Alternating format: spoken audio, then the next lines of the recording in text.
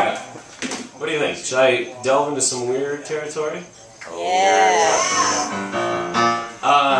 Okay, yeah. That'll make it a little weird. I haven't really rehearsed what I'm about to say here, but I'm gonna outline a little theory of mine. But first of all, I just want to relay a little astronaut anecdote. I don't know if any of you guys have heard of this, but the first time astronauts ever tried to do any kind of work in space, they found themselves getting almost immediately exhausted. And scientists couldn't figure out why. Because after all, these are kind of the most jockish guys in the country, and they're working with no gravity, so you think it'd be a breeze. And so the scientists started freaking out. They had no idea what was going on. Was it some kind of space sickness they didn't know of? Some kind of alien ray? Was it radiation getting into their suits? No. Of course, the solution was much easier. It turns out they were just making the problem more difficult for themselves. Basically, they would push an object because they were expecting it to weigh something, and so it would go hurtling away from them. And then they would have to try to pull it back. But then they'd pull it back too hard. And so they'd get in this back and forth motion that they could never seem to get rid of. And it exhausted them.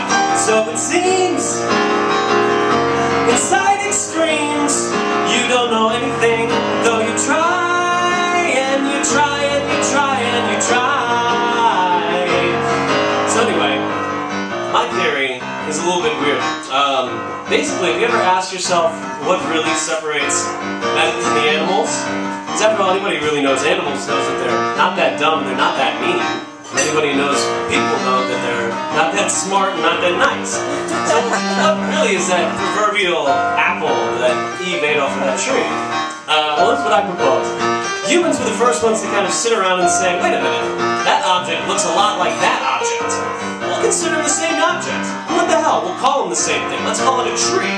And so from this simple little insight that someone figured out, all of a sudden we had the constructs of building nouns and verbs and an entire language. And so we put that stuff together, and it kept growing it out of control even more so, because we could count things. All of a sudden there was more than one of everything, so we could count everything, and that way we could figure out countries and languages, and people could figure out how much money other people owed them, and it just span out of control, and kept going and going.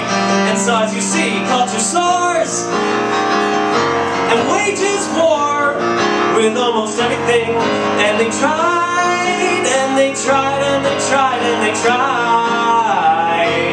So let's reach to the heavens with all of our machines.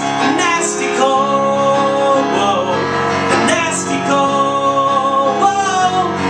And it's fate to speak of balance, but I don't know what it means. Nasty cold, whoa, nasty cold, whoa. So anyway, I don't mean to get too wordy, but I'm just trying to figure out what pile of shit humanity basically stepped into. And I've also got to adjust my glasses. But the unfortunate side effect of this whole phenomenon is that people kind of started realizing they could compare themselves as if they're an object. They'd think, wait a minute, that guy's a human and I'm a human. Why is he bigger and stronger than me? Why is he better than me? So all of a sudden, because of this casual realization, we started to realize that there was what we were and what we should be because of what we think we're supposed to be. And so this starts growing out of control as well. It starts telling people to do weird things. They get paranoid about what they're saying. In fact, I'm a little nervous right now because instead of thinking about what I'm saying, I'm thinking about what you're thinking of me saying.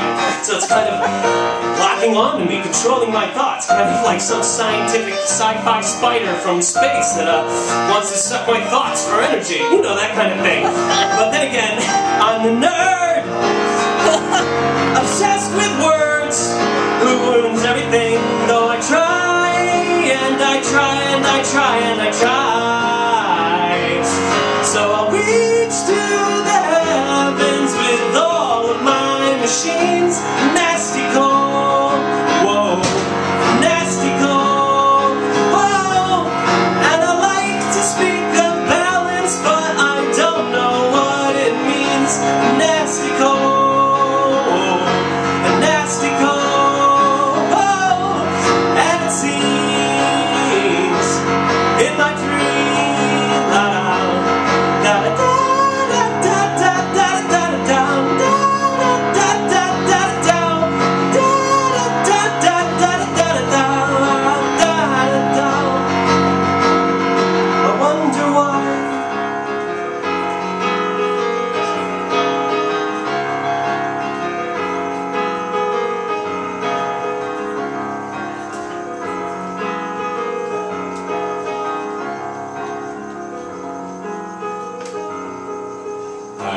Thanks for trying that experiment out with me, everybody.